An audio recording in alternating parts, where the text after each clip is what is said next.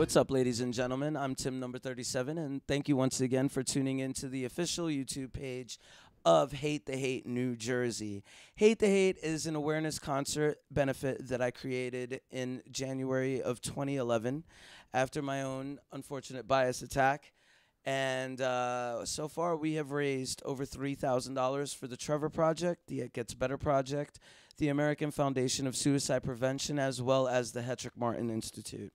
So I want to say thank you, number one, to all of you that have tuned in, watched the interviews, shared them, and attended the shows and donated your hard-earned cash to this cause. That means a lot to myself and many others around the world. Right now, I am sitting with the wonderful, the ingenious, one of my favorite people in the world, Purple Pam. You may know her from trauma movies such as The Toxic Avenger and a lot of other shit. I know her as one of my closest friends, and her band, Purple Pam and the Flesh Eaters, will be performing for their second Hate the Hate performance on October 12th at Dingbats in Clifton, New Jersey. Hello, Pam. Hey, Tim. How are you? I'm good.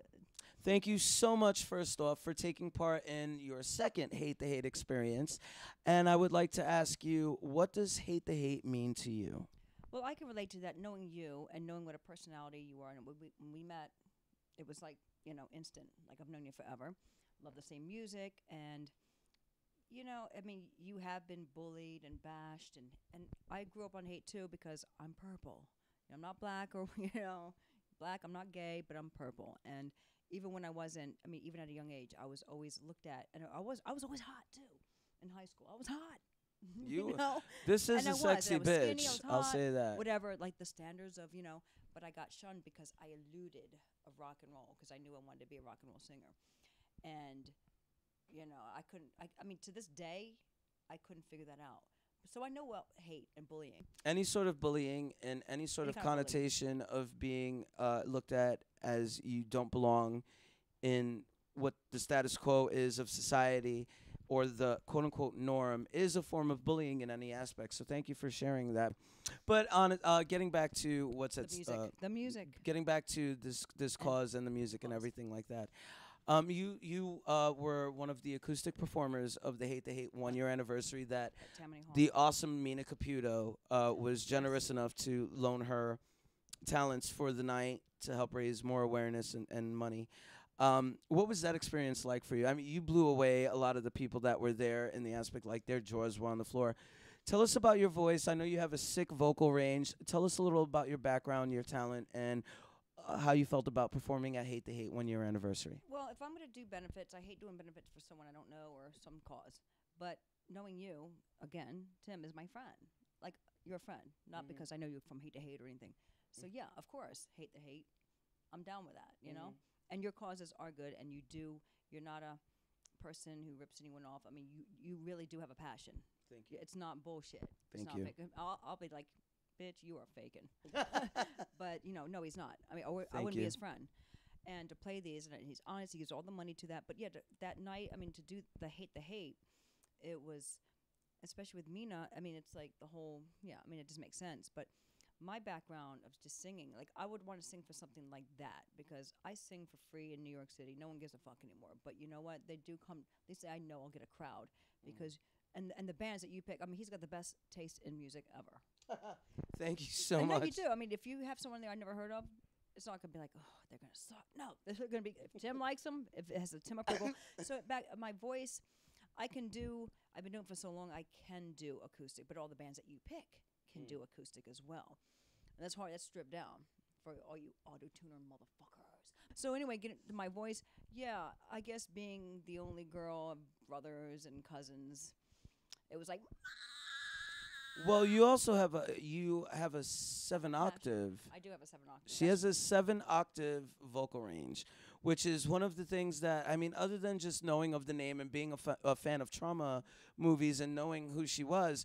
But when I actually finally met her and saw her perform and hearing the level of what she can do with her voice, it's incredibly inspiring. And the fact that she does use this for causes that are near and dear to herself and to the people that she loves and cares about is incredibly inspiring, and it's something that everyone should look at. If you're in the position of loaning your voice and loaning your talents to any sort of advocacy or charity work to raise money and awareness for things that you believe in that might be hurting you or the people that you love, or even people that you don't know personally, but you know it affects humanity as a whole, loan your talents, loan yourself, loan your voice, loan your face, and do that. Learn from her and from many others that have done this already for Hate to Hate, like Mina Caputo and Cicely Saldana and everyone else. To the cause, we've all had hate. We've all been bullied in some way. And I've learned when I was younger, because I wasn't like, you know, a freak or didn't have like a skin condition or fucked up, whatever that, you know, and I was, and just because I was rock and roll, I was smart. Yeah, I would do certain things in high school, like, you know, whatever. I guess I shouldn't mention that, but you can look at me and figure that out. But anyway, the thing is, talk about whatever you can, because you never know who's watching this that can associate with your story. Hate the Hate is actually a good name, because people who hate on others usually have something fucked up going on in their own world. And that's why they're hating the hate. They're hating you. They hate themselves. I have a song I've been writing for years called "All the President's Men," which is basically the accusers. Don't be still. This is my song, okay, bitches. Okay, the accusers are the abusers. The people who accuse you, like priests. You know, like, you're gay. You can't be gay. Ugh, you're hell. You're going to hell, Satan. Meanwhile, what are they doing, okay? The accusers are the abusers. The lawmakers are the lawbreakers. That's the chorus in my song called All the President's Men. Let me ask you something. Obviously, music has been a very important part of your life. Other than just the music aspect, which is huge, and always find yourself and find comfort in art, in music, in movies, in anything that you can. But what is something else that has helped you get through your bullying situations and being picked on? And it was music. Oh, you can't see it now, but I have a huge music collection over. I can attest for that. Yes, she does. Cream magazine, all from 1974, 1975, when I discovered that I wanted to be a rock star, and seeing people like Ann Wilson, who was overweight, and to find out Queen, Aerosmith, those were my textbooks, because all of them, because I knew I can sing. But then to find out, oh, they were bullied, but I'm looking at them like they're idols. And I mean, we're talking 1974, okay? So I'm sitting there going, and then what happens is that then they became like rock stars. And when they did, all the people that bullied them, they were kissing their ass. Now, I already knew this, so that was my thing. And I used to, you know, I don't know if I can say that, but I got high, yeah. Everyone smoked cigarettes, and it did that to be cool, because I was trying to fit in. Then I discovered weed at my first concert, Aerosmith, and woo! You got this, fuck the cigarettes, right? So I was getting high, but you know what? I was able to, like, actually enhance my mind for the music. And I sat at home with my headphones on. I'm not condoning to get high. Do not. It's just marijuana. But at the same time, but at the same time, I will not condone getting high in any aspect. Hate the Hate, nor Tim number 37 we do not condone the use of any sort of drugs or alcohol as an escape. But you said that because you know what? Escape. That's why people are drug addicts. I did it for recreation in my Cream magazines, my Hit Parade, and all those magazines that were my rock and roll textbooks. That's why I did drugs, or did some acid, because I knew what it did. And Ann Wilson did acid and speed to lose the weight, but then also to enhance her mind. I did my drugs as a recreation, because that's what rock stars did. And there weren't rock star girls singers back then, really, in high school. I was the only one. So that's why there's I've learned that over the years. That's why people have addiction, because they're hiding their pain. I hid my pain, physical and mental abuse from being bullied, through music, going, I'm going to be a rock star, and you're going to be kissing my ass, so go fuck yourself. What would you say to someone that's contemplating suicide, though? I've done it. I mean, I've not done it. I was going to say, well, damn, this is a great apparition.